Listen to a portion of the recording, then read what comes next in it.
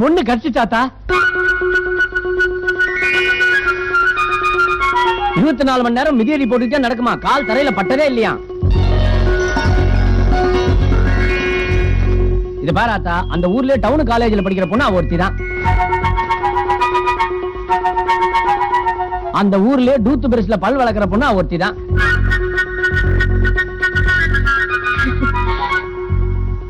எல்லாம் சரிதான் தருகிறேன். பொண்ணை பத்தி சொல்லும் போது சந்தோஷமா தான் இருக்கு. ஆனா வரவங்க எல்லாம் மூத்தவன் வேணா இளையவனுக்கு தான் கொடுப்போம்னு மடி மேல இடிய போட்டுறாங்களே. நாளைக்கு இவங்களும் இந்த பாராத்தா, நான் எல்லா விஷயத்தையும் புட்டு புட்டு வச்சுட்டேன். நம்ம மாதிரி சம்சாரிக்கு தான் அவங்க பொண்ணு கொடுக்கணும்னு முடிவா இருக்காங்க. அவங்க மாப்பிள்ளைய பார்க்க வரப்போறது இல்லையா, அதனால நாம தான் போய் பொண்ணை பார்த்து பிடிச்சிருந்தா நிச்சயத்தை பண்ணிடலாம். மாப்பிள்ளைய பத்தி எல்லா விஷயத்தையும் தரகர் சொல்லிட்டாரு. தம்பிய மாதிரி ஒரு நல்ல விவசாயிக்கு புள்ளைய கொடுக்கணும் தான் நானும் முடிவு பண்ணியிருந்தேன். புள்ளைய பாருங்க, முடிச்சிருந்தா இன்னைக்கே ரொம்ப நல்ல நாள், நிச்சயதார்த்தத்தை வச்சுக்குவோம். ஏண்டி அங்க என்ன பண்ணிட்டு இருக்கிற? புள்ளைய அனுப்பி வை.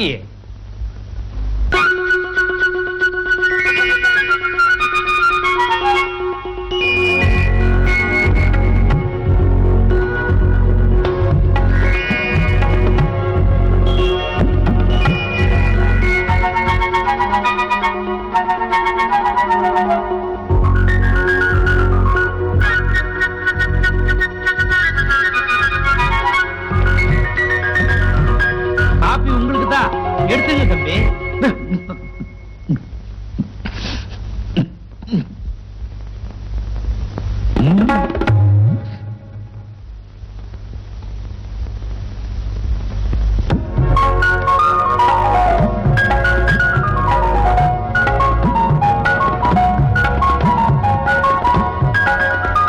என்ன பொண்ணு பிடிச்சிருக்குங்களா?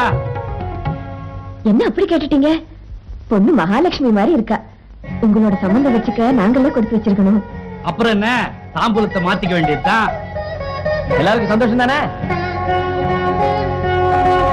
வாங்கிக்க.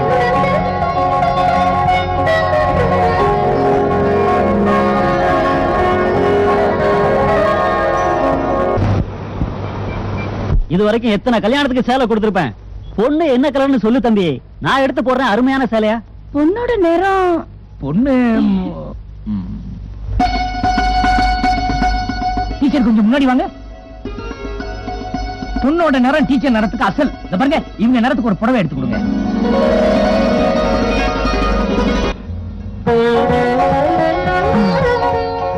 இருக்கிறதுலயே நம்ம வகையாரா தாலி இதுதான். இதே கொடுங்க. பாக்கலாம்.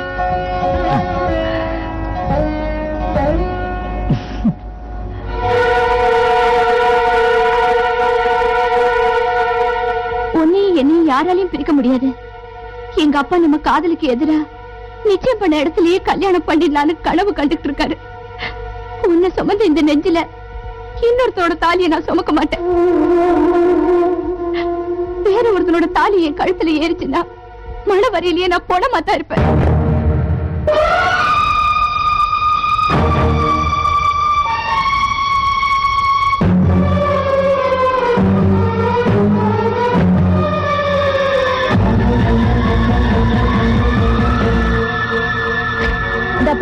மணவர ஜோடிக்கு ஜோரா இருக்கும். ஆனா எவ்வளவு செலவானாலும் பரவாயில்ல. என்ன அவங்கள வரலையா? இருக்கா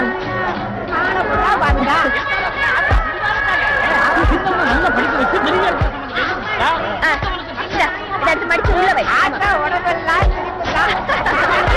பாருங்கப்பா. என்னம்மா இன்னும் உட்காந்துருக்க? என்ன எலிய சின்னதா வெட்டிட்டு இருக்க? கொஞ்சம் பெருசா வெட்டு. ஆமா, அங்க என்ன நடக்குது? என்ன இன்னும் காய் வெட்டிட்டு இருக்கீங்களா? சமூக கறந்து வந்தோம்னா பண்டி போட வேணாமா? சீக்கிரம் ஆகட்டும். அடுப்புல என்ன இருக்கு? எவ்வளவு நேரம் ஆகும்? சித்துப்பு நல்லா இருக்கணும். அது வந்துட்டேன். நல்லா பார்த்து போடியா. அத பொண்ணு வந்து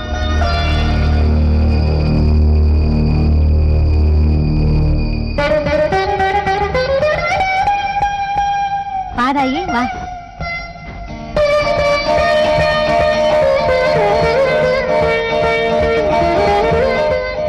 வேற ஒருத்தனோட தாலியை கழுத்துல ஏறிச்சுதான் மணவரையிலேயே கொடமாட்டா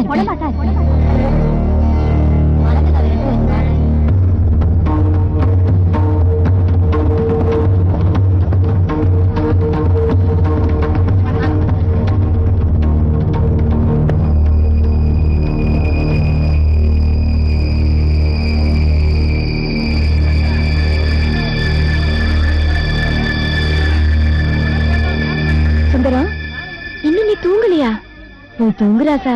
நாளைக்கு மணவரையில பொண்ணு பக்கத்துல ஜாம் ஜாம்னு இருக்க வேணா, போய் தூங்குப்பா.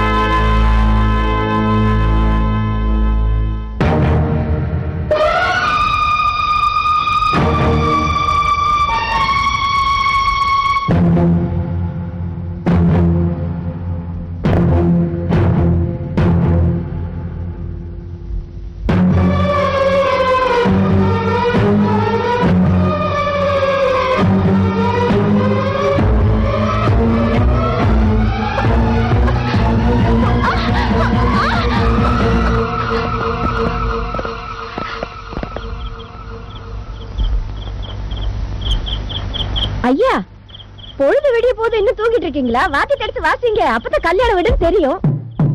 வாங்க வாத்தியம்மா, பக்கத்துமா. பொண்ணுக்கு யாரு அலங்காரம் பண்றதுன்னு யோசிக்கிறீங்க. நீங்க கவலைப்படாதீங்க, நான் வந்துட்டேன்ல, என்ன நான் பாத்துட்டேன். வாங்க ரெண்டுமா கூப்பிட்டு இருக்கீங்க. பொண்ணு எழுப்பி யார் வந்துட்டு பாருங்க. வந்துருக்காரு. சரி சரி. ஏமா ஈஸ்வரி எங்கம்மா? இங்கதானே படுத்திருந்தா. அட எங்க போய் தொலைஞ்சான்னு தெரியலையே. ஐயோ காணலையே. ஐயோ எங்க போனோம்னு தெரியலையே. இந்த நேரத்தில் ஈஸ்வரி. லட்சுமி அம்மா, லட்சுமி அம்மா, ஈஸ்வரிய பாத்தீங்களா? அருங்கோட்ல படுக்க வச்சிருக்கானே வந்து படுத்தேன். அவளை காணுமே. காணுமா? எங்க போனாலும் தெரியலையே. ஐயோ மதனி, மதனி கொஞ்சம் எந்திரிங்களே. ஈஸ்வரிய பாத்தீங்களா? பாக்கலையே. அவளை காணும் மதனி. காணுமா? ஐயோ என்ன பண்ணுவ? எனக்கு எனக்கு ஈஸ்வரிய காணுங்க. ஈஸ்வரிய காணுமா? எங்க போனாலும்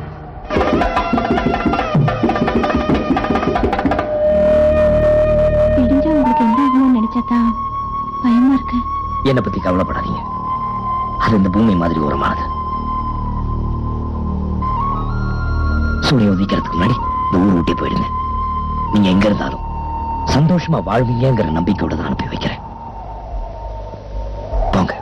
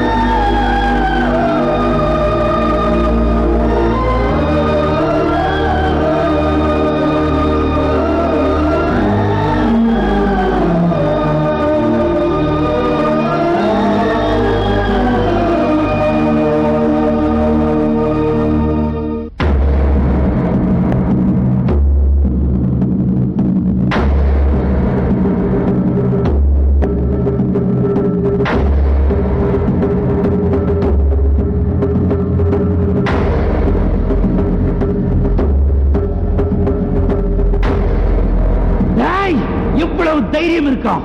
எங்கடா அந்த சுந்தரம்? வெட்டி போட்டு வெட்டி. என் பரம்பரையை பத்தி தெரியாது அவனுக்கு. அண்ணே, ஊர் விட்டு ஊர் வந்திருக்கோம். அவசரப்பட்டு நீங்க ஏதாவது பண்ணிடாதீங்க. அவர் கண்ணால பார்த்தேன்னு சொல்றாரு. அந்த சுந்தரனுக்கு வரட்டும், வச்சு விசாரிச்சு ஒரு முடிவு பண்ணுவோம். பிரசிடென்ட் ஐயாவையும் வர சொல்லிடுவோம்.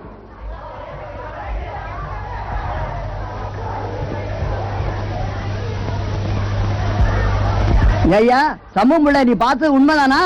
ஆமாங்க, காலங்காத்தால வெளியே போயிருந்தேன். சுந்தரம் கல்யாண பொண்ண வேற ஒருத்தனோட அனுப்பிச்சதை என் கண்ணால பார்த்தேன். ஏன்பா சுந்தரம், அவர் சொல்றதெல்லாம் உண்மையா? ஆமாங்க. பொண்ணு அழைச்சிட்டு வந்து உன் வீட்டுல விட்ட பிறகு நீ எப்படா என் பொண்ணை கூட்டிட்டு போய்? என் தாலி மட்டும் உங்க பொண்ணோட கழுத்துல ஏறி இருந்தா உங்க பொண்ணை நீங்க உயிரோட பாத்துருக்க முடியாது. உங்க பொண்ணு மனசார ஒருத்தனை விரும்புறான். வாழ்ந்தா அவனோட தான் வாழ்வேன்னு முடிவு பண்ணிட்டான். நான் எப்படி அவளை கல்யாணம் பண்ணிட்டு நிம்மதியா இருக்க முடியும்? அவளாவது சந்தோஷமா இருக்கட்டும்ங்கிறதுக்காக தான் நான் இந்த முடிவு எடுத்தேன். உங்க பொண்ணு வேற ஒருத்தன் கூட மனசார குடும்பம் நடத்திட்டு இருக்கா. அவளை எங்க அண்ணன் தலையில கட்டணும் பாக்கீங்க. என்ன நியாயத்து? ஏண்டா உன் ஊருக்கு வந்துட்டோங்கிறதுக்காக உன் இஷ்டத்துக்கு பேசுறியா? பிரசிடென்ட் ஐயா, உங்களை மதிச்சுதான் நான் சும்மா இருக்கேன். என் பொண்ணு ஒருத்தனை விரும்புறான்னு தெரிஞ்சிருந்தா அவளை நேரா என்கிட்ட கூட்டிட்டு வந்து உன் பொண்ணு ஏற்கனவே ஒருத்தனை விரும்பி இருக்கிறா, அவளை வச்சு குடும்பம் நடத்த முடியாதுன்னு சொல்லி என் பொண்ணு என்கிட்ட ஒப்படைச்சிருந்தா அவன் ஆம்பளை. அதை விட்டுட்டு ஊரை கூட்டி பொண்ணு கழுத்துல தாலி ஏறும்போது அதை பார்த்து ரசிக்கணும்னு அப்பன் ஆத்தாலும் உயிரோட இருக்கிறப்ப நீ எப்படி அவங்களை ஒண்ணு சேர்த்துக்கலாம்?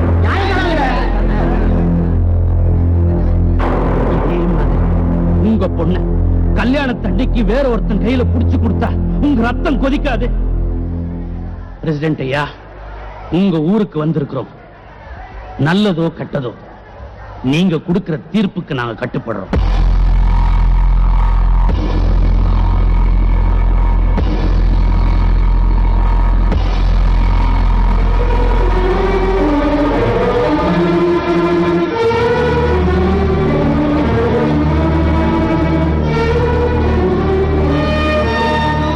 நீங்க எடுத்த முடிவு சரிதானுங்க. நாம இந்த நிலைமையில இருந்தா என்ன செய்வோமோ அதையும் செஞ்சிருக்கீங்க. இந்த முடிவை எல்லாரும் முன்னாடியும் தெளிவா சொல்லி விடுங்க. ஐயா சொல்ற தீர்ப்புக்கு எல்லாரும் கட்டுப்படுறீங்களா? சுந்தரத்துக்கு யார் பொண்ணு கொடுத்தாலும் ராமசுப்பைய கோனாருக்கு ஏற்பட்ட நிலைமைதான் மத்தவங்களுக்கும். அதனால சுத்தி இருக்கிற 8 கிராமத்திலையும் சுந்தரத்துக்கு யாரும் பொண்ணு கொடுக்க கூடாதுங்கிறது தான் இந்த பஞ்சாயத்தோட தீர்ப்பு.